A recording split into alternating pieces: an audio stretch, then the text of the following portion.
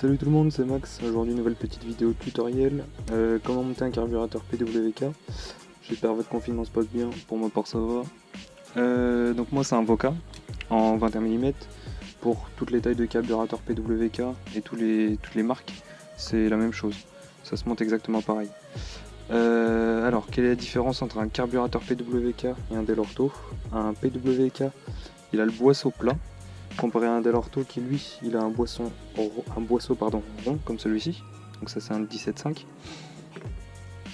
Et vous avez ce qu'on appelle le power jet, donc c'est un troisième gicleur additionnel qui permet que lorsque vous relâchez vos gaz à la décélération tout simplement, ça injecte encore du mélange pour garantir une meilleure reprise. Si je dis pas de bêtises, c'est ça. Si jamais c'est pas ça, n'hésitez pas à me reprendre dans les commentaires.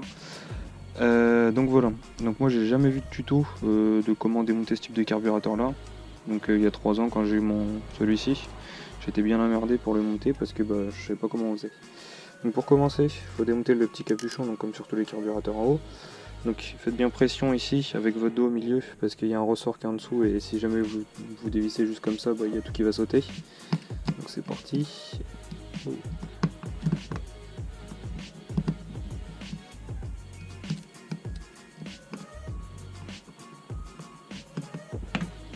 Donc ça peut être des vis cruciformes, ça peut être du plat, peu importe.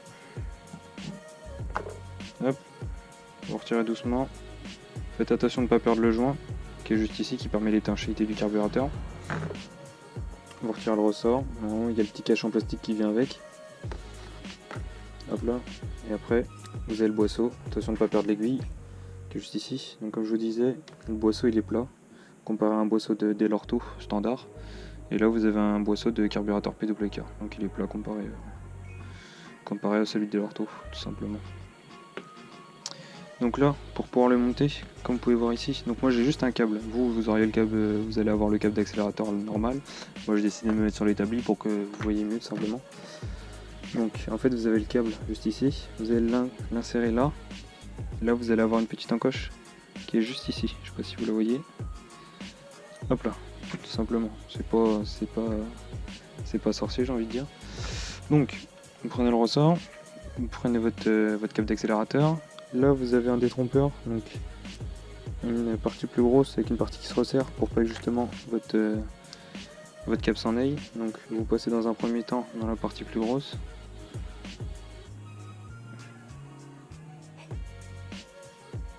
Et ensuite dans la partie qui se resserre. Là il y a une espèce de détrompeur aussi pareil, donc la partie la plus grande vers la partie arrondie. Donc c'est-à-dire comme ça, hop, tac.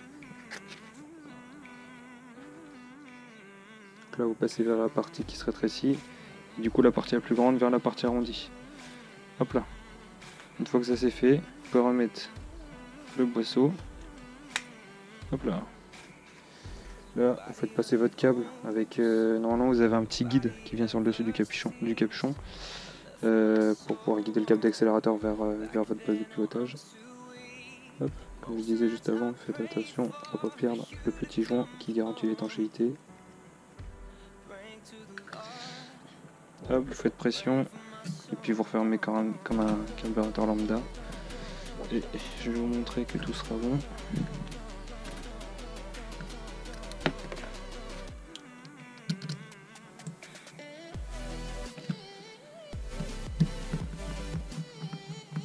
Hop.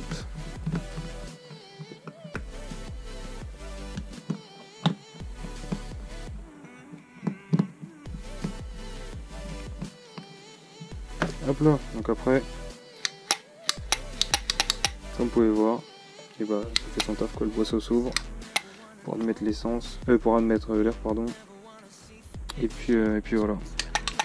Pour ce qui est du réglage là-dessus, je vous laisse voir sur YouTube. Si ça vous intéresse, dites-le moi en commentaire. Je pourrais faire une petite vidéo comment régler ces carburateurs. Parce qu'il faut savoir que ces carburateurs sont, je dirais, 2 fois plus compliqués à régler qu'un carburateur Dell Orto standard. Notamment avec le power jet, etc. que je conseille de boucher si jamais vous n'êtes pas professionnel. ou si vous faites pas régler votre moto par un professionnel, parce que sinon à régler c'est vraiment compliqué. Et puis voilà. Sinon c'est aussi simple que ça, c'est un petit tuto court, mais je pense qu'il va en aider plus d'un, enfin j'espère. Et puis voilà, j'ai vu que vos retours sur la restauration de la mobilette qui est juste à côté de moi vous a plu. Enfin j'ai vu que ça vous avait plu et ça me fait drôlement plaisir, donc il y aura d'autres épisodes, vous inquiétez pas. Et puis voilà. J'espère que cette vidéo vous aura plu et surtout vous aura aidé. Si jamais vous avez des questions, n'hésitez pas à me les poser en commentaire, j'essaierai de vous y répondre. Et puis voilà, en attendant on se retrouve une prochaine fois pour une prochaine vidéo.